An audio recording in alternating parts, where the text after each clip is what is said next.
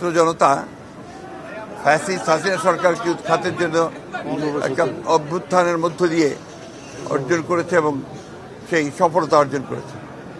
কিন্তু দুর্ভাগ্যের বিষয়, আজকে হাসিনার পাতা ফাঁদে আমরা যেন ফাঁদে পা না দিই। আজকে দেশে স্থিতিশীলতা বিনষ্ট হচ্ছে, অস্থিরতা সৃষ্টি হচ্ছে। এর জন্যে সম্পূর্ণভাবে হাসিনার যে ফ্যাসিস্ট যে রেজিম ছিল, সেই রেজিমই তার জন্য দায়ী। আজকে আমাদেরকে অত্যন্ত সাবধানতার সঙ্গে পা ফেলতে হবে। এই যে সফলতাকে আমাদেরকে সফল করতে হলে আমাদেরকে অত্যন্ত ধীরে ধীরে এগোতে হবে। একটা অন্ধকারকে দূর করতে হয়, একটা অন্ধকারকে দূর করা যায় না, তাকে আলো দিয়ে দূর করতে হয়।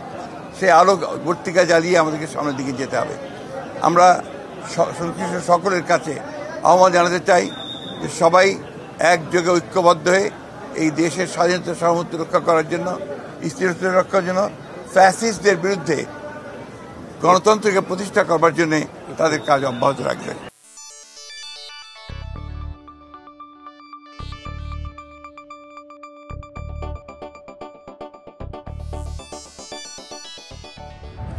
আপনারা দেখছেন প্রবাস বার্তা।